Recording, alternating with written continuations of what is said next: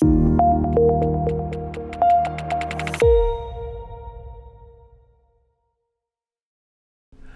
Uli, it's such a pleasure to have you here in the ValueWorks office and have you for our value talks about sales excellence, and looking forward to a great talk.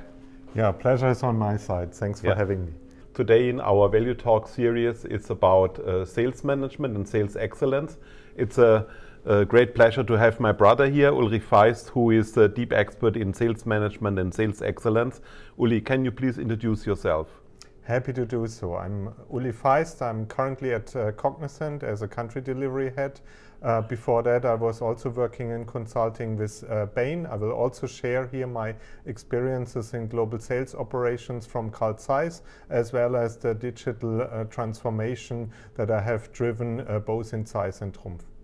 So, Uli, why is sales funnel management also important for the leadership team of a company? I mean, at the end, it's all about creating enough top line, and the sales team, they need to be effective, and you see the effectiveness of a sales team in your sales funnel management. And also the delivery part needs to be prepared with their day one team, in particular when it comes to software implementations or when it comes to consulting projects. So it's super important for the leadership team to know what's going on and how much conversion they can expect. Yeah. And in your long year practice, how was the typical quality of a sales funnel, of a CRM system, how it was maintained?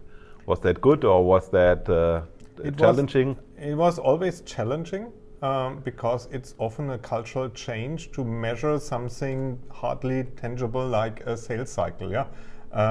It's a lot about discipline, and it's a lot about transparency, showing what's going on at the customer, and also showing that effectiveness and efficiency of a sales team who not only needs to bring in new orders at a certain point in time, but also needs to show a certain continuous velocity in bringing in new orders to the company.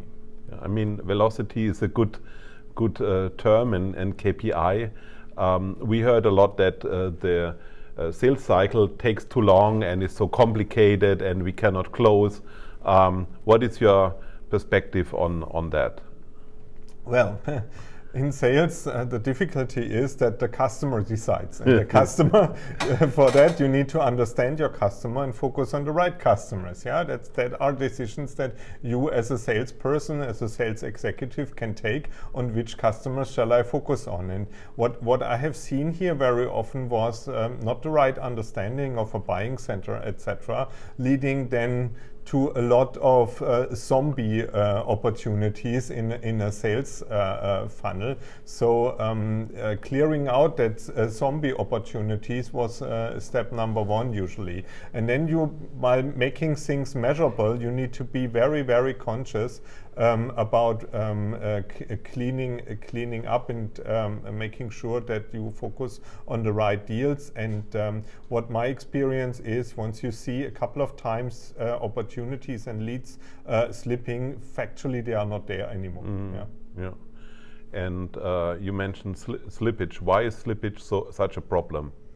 Yeah, because your entire service organization implementation team is depending here on transparency, and slippage means underutilization on other ends. Yeah, of course you can calculate to a certain extent how much deals you would not close.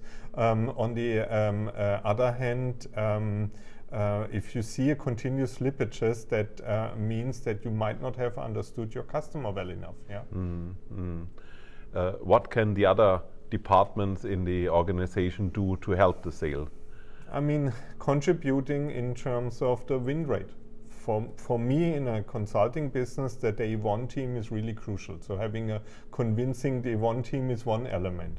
Having the marketing team chipping in with a proper individually designed value proposition is another thing.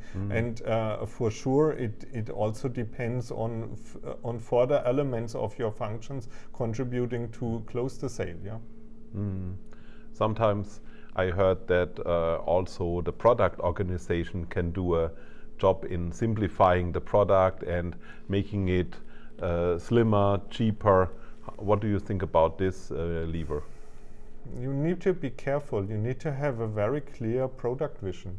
I mean, individualizing products by customer means very often non-recurring engineering efforts. So while in an early stage to probe your product that might make sense, at a certain point of scaling you need to your sales packages that might show a different complexity of your offering still need to be simple. Yeah, you might need to have a basic offer, a premium offer, a platinum offer, but don't design your closing around each and every individual customer. That does not fly in terms of scaling up your business.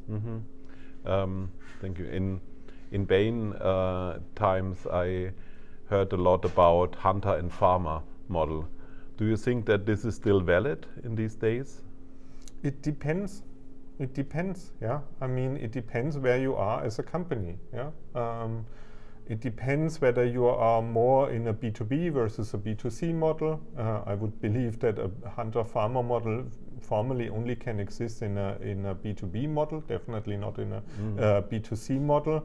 In a B2B model, you simply need to be careful about the handover point in time that a hunter needs to have. Once he has taken that new business on board, he needs anyway at a certain point to hand over to a farmer, and that was a breaking point already 10 or 20 years ago, where a lot of companies said in the beginning, once you want to open up a new market or a new customer segment, a hunter model might make sense. But overall, I have seen many organizations over the time leaning more into a farmer model for all of their customers, yeah, because it's about the long shot and the long-term relationship and value creation. When you look at the top KPIs that you would recommend to look at, what are the top 5 KPIs you would look at? In managing your sales funnel? Yeah. I would say it's first of all the funnel value, how much weighted value you have in the funnel. It's about the funnel velocity, how you are progressing, and it's also about the closing ratios that you have, especially in the last phase of negotiation. I would actually look rather on 3 than on 5. Thank you very much. So less is better. Less than is more. always better here. Yeah. Okay. And what would be the recommendation you would like to give to our ValueWorks customers to better implement sales excellence? I mean, from my point of view, the beauty of a ValueWorks solution is the integration of financial KPIs, strategic KPIs, as well as OKR in one tool.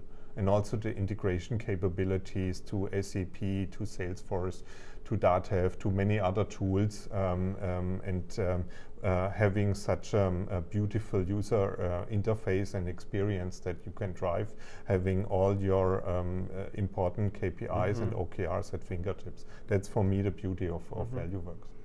Thank you very much. I mean, that was a very good final word and recommendation. With that, I would like to thank the audience for the attention, and stay tuned, more to come, and all the best. Bye.